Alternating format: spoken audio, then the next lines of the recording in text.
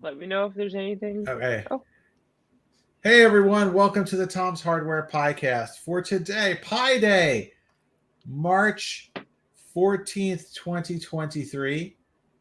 As always, I'm Tom's Hardware Editor-in-Chief, Avram Pilch, and I'm joined by expert Raspberry Pi and electronics expert Ash Hill. And we've got an incredible guest today. Uh, as I'm waiting for some of you to stream in, we have Ellie Weinstein, creator of the Cocoa Press, the hey everyone! greatest, by some accounts, the greatest achievement in human history. A modern day Willy Wonka, even. Uh, this is not necessary. We normally talk about Raspberry Pi projects. I don't think there's much Raspberry Pi involved in this project, but it is an incredible maker achievement, and we're so excited to have Ellie, who is just a huge name in the maker industry, and has just broken some amazing new ground with the Cocoa Press. So, how are you doing, Ellie? What can you tell folks about yourself and how you got started with 3D printing? Yeah, well, first, thank you for that intro. That was very kind. How did I get started in 3D printing? So, I had heard of 3D printing. I didn't really know what it was. I think that's kind of a lot of people hear about it and don't fully understand it at first. And I ended up being lucky enough to go to a high school that had 3D printers. This is back in 2013 or so. Oh, cool. And so we had our MakerBot replicator too, and I was obsessed with it. So I kind of became the 3D printing person at the school, and ended up deciding for an intro to engineering project I wanted to work on Cocoa Press. So it started then, about just over 8 years ago. It's hard to believe that much time has passed, huh? That is amazing. Yeah. And you've also participated in BattleBots, right? Yes. So this past year, I got to join BattleBots on Team Mammoth. That was also kind of a lifetime dream come true. I've of course been watching the show since it was rebooted, and being able to actually build the robot and being able to actually go out to filming was so cool. That's great. So Team Mammoth, you have to follow Team Mammoth. Gotcha. So what kind of robot did you have? We have the biggest robot in BattleBots, so ours is 6 feet tall and 11 feet long when the weapon is fully extended. And I forget the exact category of weapon, but basically we try to flip people and use their own momentum against themselves. It's a fun robot. It's very different than a lot of the other BattleBots robots, and 3D printing is all relatively small scale, and then to work on something that's bigger than life size is a very different way of building things, and it's fun. And we get to watch robots destroy each other. I mean, that's really cool. Yeah, that is really awesome. I mean, so did you take any of your learnings from BattleBots and apply them to your printer? That's a good question.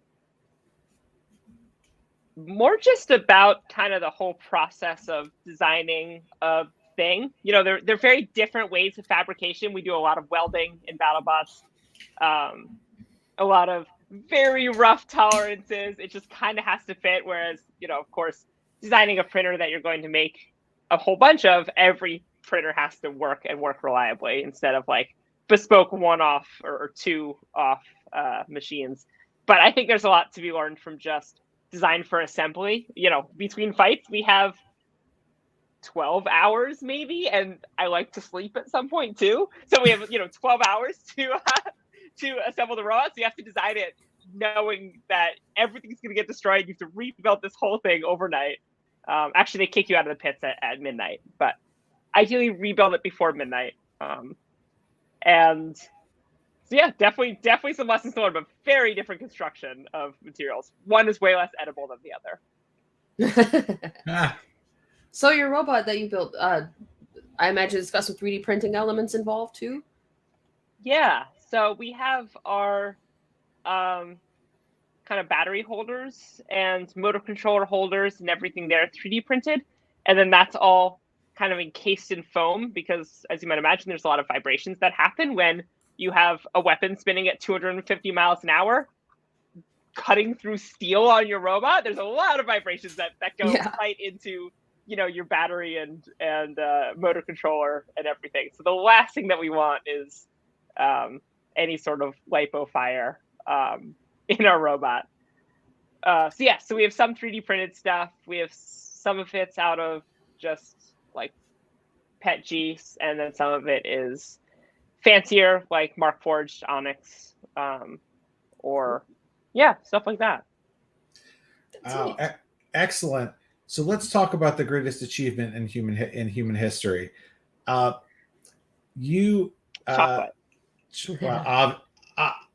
Not chocolate. The printer that makes chocolate is the greatest achievement in human history. There's no question about that. So just in case folks haven't seen it yet, I'm pulling up a picture of your webpage where we have a nice picture of the new Cocoa Press that is coming out later this year. But you've been working on this project for many years and had prior iterations, right? Yeah, so I've been working on this project since 2014. It was a hobby project for me for the first 4 or 5 years. And then I've been doing it full-time since May 2019. So I'm just coming up on 4 years of full-time working on 3D printing chocolate, which is really cool. Oh yeah, here's all of the iterations of the printer. So it started with, very MakerBot Replicator 2 wood frame. That was an open source printer, so there was a lot of inspiration from that original, just like gantry system. And then eventually moved up to fully custom sheet metal printer. The one on the bottom right there, version, I forget if it's called 5 or 6. If you scroll down a little bit, that was the first version that we sold back in 2020. So in the first fall of the pandemic, great time to start to sell a first hardware product. And right. So learned a lot from selling that printer, from shipping that printer, and I'm just very excited about kind of the direction of the new one. But yeah, I've built a lot of chocolate printers. I've built a lot of versions of chocolate printers. And there's a couple that aren't on here as well. I've printed chocolate on Prusas before. I've printed chocolate on Voron V0 before. I've played with a lot of different hardware onto existing printers to make this work. Before building a whole, gantry system, it's really nice to just kind of use existing gantry systems. So, yeah. Cool. Yeah. This is. I don't need to reinvent the wheel. So for folks who aren't totally familiar with what the Cocoa Press printer does, how would you describe it? So the Cocoa Press printer 3D prints chocolate. So obviously 3D printing is just a process of building up an object layer by layer. You can use it with really any material. With chocolate, the reasons to 3D print chocolate are for two things. One is to create personal designs without needing a custom chocolate mold. So similarly to, injection molding, generally chocolates are molded, right? It's not as expensive as an injection mold. It's maybe $600 to $800 for a mold. It can take 6 weeks to make. And of course, with 3D printing it, customization is free. So every single design can be different. The other one is just kind of creating textures that are not possible to make with traditional chocolate making. So I always like to think about like the infill patterns that exist in Prusa Slicer and other slicers.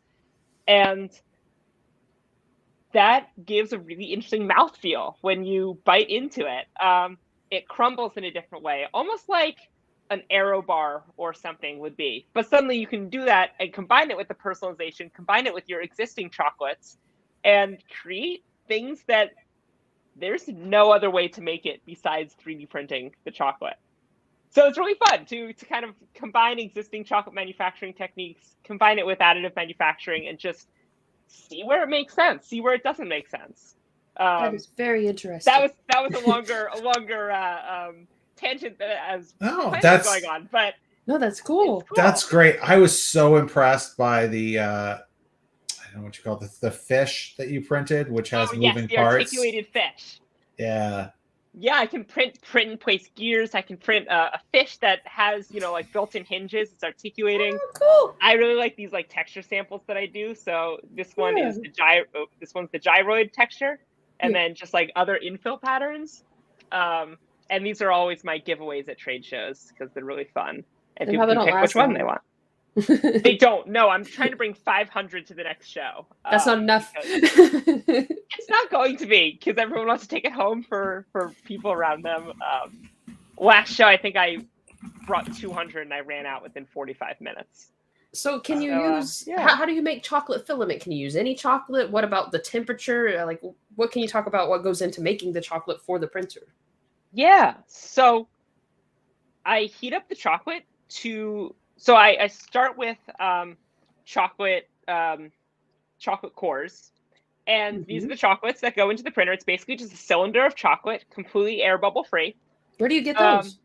So I make these myself. Okay. If people are buying the printer, they can make them themselves with their own chocolate, or we'll have them available. And that'll be nice. It'll make it really easy to just make it a little bit closer to plug and play and not have to worry about kind of making the chocolate cores themselves.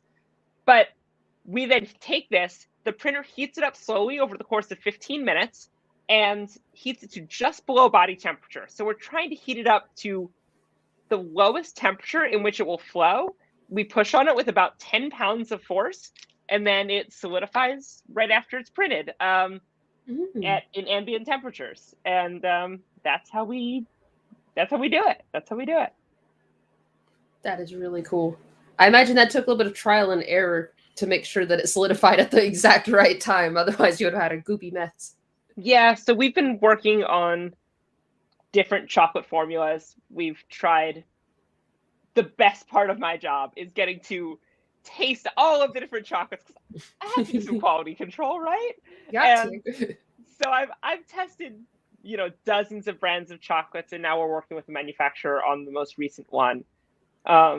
And just to clarify, like, I'm not locking people out of using their own chocolate. People can definitely experiment with their own stuff. We'll have blog posts for people on how to make their own chocolate cores as well.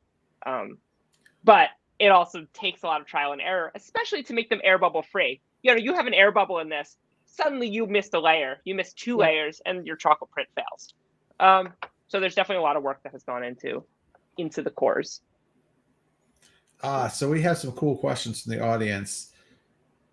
Brad says, looks awesome. I want it, but I'm wondering if you have thoughts on making a module for other 3D printers or if that's even possible. Yeah. I have lots of thoughts on that. I haven't talked about this actually before. One of my favorite parts of this new version of the printer, it's the first chocolate printer I've ever made that doesn't use any custom circuitry. So I'm actually plugging into existing off-the-shelf control boards for the first time. And I think that was always one of the really big barriers with putting it on any other printer, is because I was modifying every single board. But specifically the temperature sensing part, because I have 1/10 of a degree Celsius accuracy on my heaters. And now I can do that on off-the-shelf boards. So it definitely opens up some possibilities to putting it on other printers in the future. So I want to do it. I don't know when that will happen or if it will happen. So I think you've gotten this question before, but not with us. How has the design gone through FDA approval for food? So we worked with the NSF, who's not the National Science Foundation, the other NSF. And they're basically the ones that regulate, they don't technically regulate it, but they're the ones that certify commercial food equipment in the US. And so we don't have that certification because it's incredibly expensive for a small business to do, but we have been working with them. We have designed it, especially the extruder, up to their standards and even exceeded their standards in certain places. And we'll be looking into that for the fully assembled version. You unfortunately can't get that certification for the kit because they inspect the final point of assembly to grant the certification, but it is designed up to those levels and still working on it for the new printer. I have a 2-part question. Yeah.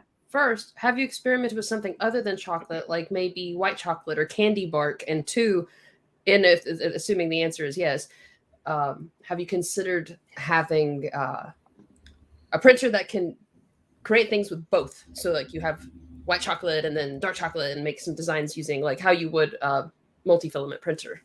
Yeah. I've definitely used white chocolate. For the new printer, we're still working on the recipe for our white chocolate. Hoping that will be out before we ship the printer, but we'll see. And then once we do that, side note, we're going to do colorful chocolates, because once you have white chocolate, it's really easy to dye the white chocolate different colors.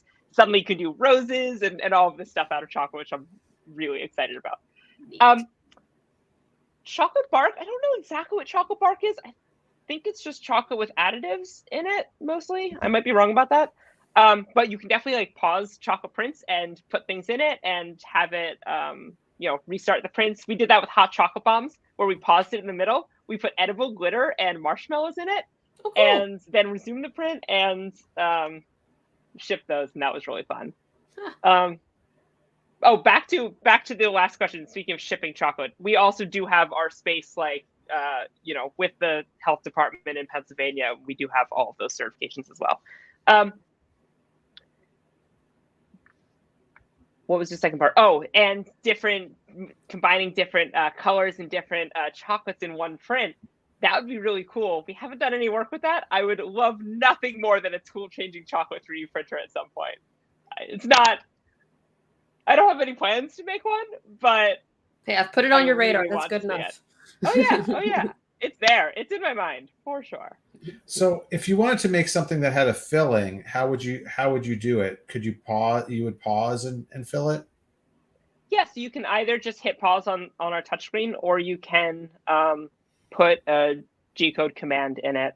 If you just M0 command in Prusa Slicer, and then you can even put a custom message that pops up on the screen, which I generally put that in the G-code because it makes me laugh later if I like put a funny joke or something. Yep, and then you just hit a button and it resumes the print. It's pretty easy. But would that cause a problem if, like, let's say you're trying to make a candy bar or something and you're putting caramel inside? You would have to sort of, I guess, calculate where to lift the layer up so it doesn't start printing right over the caramel or whatever the filling is? Yeah, you would have to make sure that it was fully inside the print and didn't kind of go above the current layer of the print. And also, of course, you have to, if it's caramel or something, you have to make sure it's not too hot to melt the bottom of the print.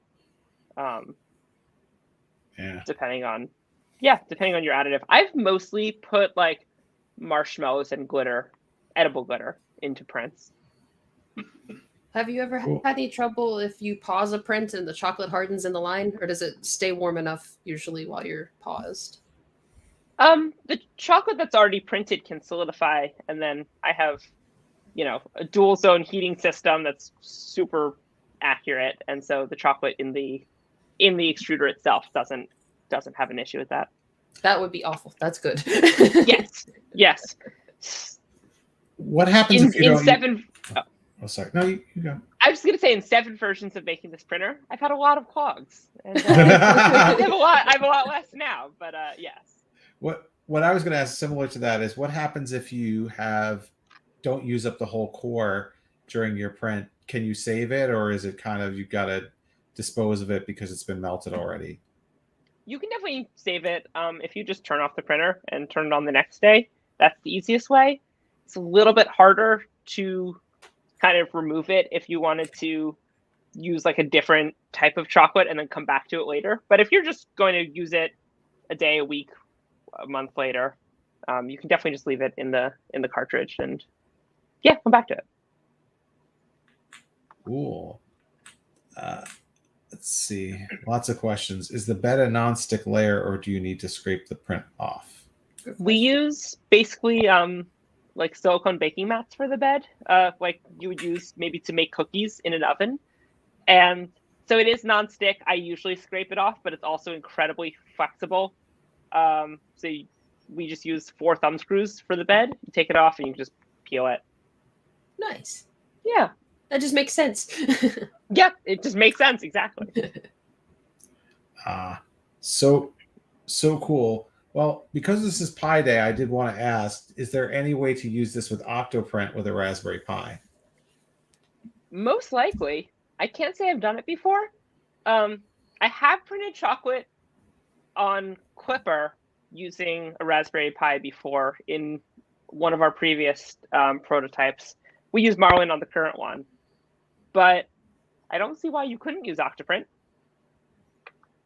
That would be like the only time having Spaghetti Detective goes off would not lead to frustration because you could just eat it. I also find a lot of the 3D printing things that are named after food really amusing, like Spaghetti Detective, or like just the idea of a 3D print farm, bringing that back to food, bringing that back to chocolate with a chocolate print farm. I just find that very amusing. I mean, I imagine we're going to be pretty soon. We're going to be walking into chocolate stores and seeing them printing with your printer. I hope so. There's already one outside of LA that uses our previous printer. Nice. And and they make custom chocolates for people, and seems like they're doing pretty well. It's on their homepage and everything. That's something you would put like on the front counter so people can see it, like while you're waiting in line. It's like, oh, what's that making? And then it's like, oh, we have all these beautiful things that we just printed, and the texture's so cool inside. Yeah, it really catches people's attention. Yeah, it's great. Have you thought about setting up, or is anybody setting up a kind of custom print service where somebody who doesn't own the printer could like send in their STL and have it printed for them? I've done a little bit of custom printing for people in the past. I haven't done it quite as much as like people send in their own STL and then print it, but I'm hoping someone sets up a service using the CocoaPress printers, and I can just like, here's everyone who emails me, here's all the business, because I'm trying to focus on the hardware, but I do, I'm printing some love chocolates for a wedding right now, and it is fun printing chocolate for people. Zolan asks, why Marlin over Clipper? So I had issues with a couple of reasons. One is I'm not an expert in Clipper, and I know Marlin very well.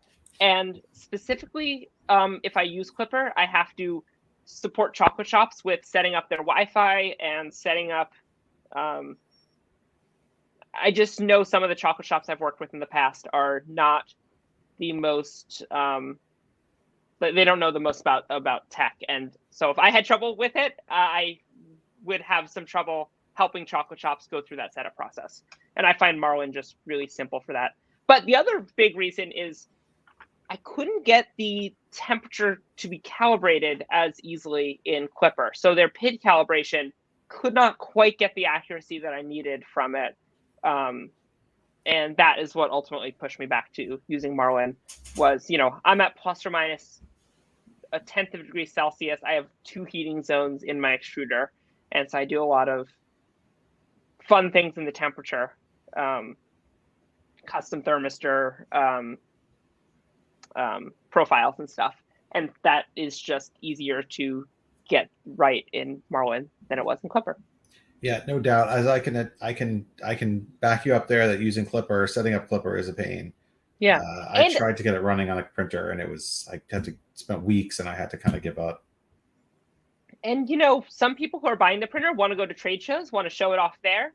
And Wi-Fi is difficult at some of the shows. And so having something be simple on board, I don't have to have anyone on staff to worry about any security incidents if it's not connected to Wi-Fi. It's just easier as a incredibly small company to support. So Simple DIY Electro Music Projects asks, could you imagine a future printer that prints uncooked mixture of some kind and bakes it as part of the print, like a cake printer? There was someone, and I wish I could remember his name, who was working on this out of MIT. And they're basically trying to use like a microwave or laser or something to do exactly that, like cook food as it was being printed. I think it'd be super cool. I haven't worked on it myself, but I want to do it with cookies. I want custom 3D cookies that bake as you're printing them. That would be a really hot bed. Yeah.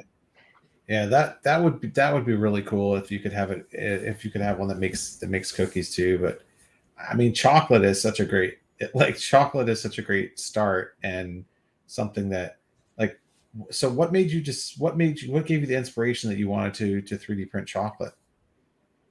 Honestly, it wasn't my first choice. I just wanted to make a plastic printer first. Um, but those already existed. So at the time, my teachers just challenged me to do something that didn't already exist. And so I thought chocolate would be an easy material to work with because it melts at low temperatures, it solidifies at room temperature. And I've kind of spent the last 8 or 9 years kicking myself for that decision and realizing that chocolate is really complicated. Yeah, I mean, you certainly show how, how challenging it is. I know you said that you had to do something special to the mixture to make sure that it has a higher melting point. Uh, what did you have to do to prevent to your cores to make it melt at a higher temperature? Yeah. And it's a little less melting at a higher temperature, but it's solidifying at a higher temperature so that we didn't have to Right. cool the entire enclosure. Basically, what we did is we use what's known as a compound chocolate. And so we're using palm kernel or palm oil as the fat base, along with cocoa solids and things. And that allows it to not have to be tempered beforehand, and also allows it to solidify at much higher temperatures. So we don't have to have an entire cooling system and everything, and allowed us to get the price down from starting at $10,000 to starting at $14.99. So a huge difference for the same print quality, if not better print quality. Yeah. Do you have to do any kind of finishing? Like, I know whenever sometimes you print stuff, you might end up with very visible layers. Like, do you have to finish your chocolate sculptures sometimes? You definitely still see the layers. I think it's a little bit less visible. We're using a 0.8 millimeter nozzle and about 0.5 millimeter layer heights. I think it's a little bit less visible than if you did that with a plastic printer. It melts into itself a little bit more. But I don't do any finishing on mine, and it's ready to go after, I let it sit for a minute or two so the top layer solidifies. But it's basically ready to go right away. What about supports? Do you how do people remove supports on this? Is it eat them, Abram? That's true. That's true. That's it's your more snack. pleasant. It's your reward for removing supports is you get to eat them. I just use a hot knife. I just dip a knife in warm water, wipe off the knife with a paper towel or something so that there's not water on the chocolate, and just slice right through it. It's pretty easy. I'm really excited to try the new organic supports in Prusa Slicer 2.6. And see how that is to remove. Yeah, I find removing supports to be the biggest annoyance with 3D printing overall. So don't you wish you had a treat every time you can remove supports? Yeah, you deserve a treat, right? Particularly if you don't end up with a lot of extra schmutz on it from when you all over the floor. Yeah, everywhere. It's what a couple cuts, scrapes. Oh, let's see. Zolan has another idea. A 3D chocolate pen we can use to fuse parts and accents. Or decorate those 3D printed cookies. Yeah. That's one of those things that I know a couple other companies have worked on. I don't think my extruder would be great for that because my extruder is very expensive to make because it is so accurate and whatever, and I think I would have trouble engineering it to a point in which that would be possible. Yeah, my experience at a reasonable price point. Yeah, I mean our experience having tested a few 3D pens at Tom's Hardware, not ones that print chocolate, obviously, is that it's a pain. You need to be super fantastic reflexes or whatever to use it. Yeah, it's just not the same as 3D printing on an actual printer. Maybe a hybrid where chocolate supports for a regular 3D printer. I like that idea. Yeah, that's what you'll do with the Prusa MMU or something, right? That'll be the tool changer. It'll actually just be one chocolate extruder and 3 plastic industry. Yeah, there you go. The FDA would love that. That is awesome. So, so Zolan says you're going to RMRF. So where can folks go if they want to learn more about this printer? Maybe put themselves on the list to buy the kit. Maybe see one in person. Where are you showing up next? Yeah, people can go to cocopress.com. That's COCOAPRESS.com, and I will be launching the printers for people to be able to reserve them on April 17th. So just about 1 month. It'll be $100 deposit, fully refundable at any time, and that'll just get you on the list. It just helps me so that I know how many parts to order, so I don't end up ordering way too few parts and have more people who want the printer than I expected. I'll also be going to a whole bunch of shows around the country, actually around the world, this year. Ooh. So RMRF is in Colorado in April, and MRF is in Indiana in June. East Coast Rep Rap Festival in Bel Air, Maryland in, I think, the end of September. There's a couple other events in there that I might be going to in California or New York, and then Philly Candy Show in Lancaster. Nice. Oxford, London for Sanjay Mortimer Rep Rap Festival. So I'll be all over with printers and with samples. I'll have texture samples at all the events I go to. And yeah, and also on all the social media platforms, Twitter, TikTok, YouTube, Cool. Instagram, Facebook. Delicious. Well, thank you so much, Ellie, for joining us on. It's just been such an honor and a privilege. I've said it to you privately, but I just admire you so much as a maker and as a person. And it's just been such a privilege to have you on our show. I encourage everybody to go to cocopress.com and sign up to learn more about this amazing achievement in human history. That's all the time we have for today, but I want to thank everyone for watching and listening. We'll be back next week at 2 p.m. Eastern, and this may have thrown some people off. 6 p.m. UK time. We have a lot of viewers from the UK, but now we have an hour different than it was last week when it was 5 hours ahead. So I think it still will be 6 p.m. in UK time next week, and we'll see you all there. Bye, everyone.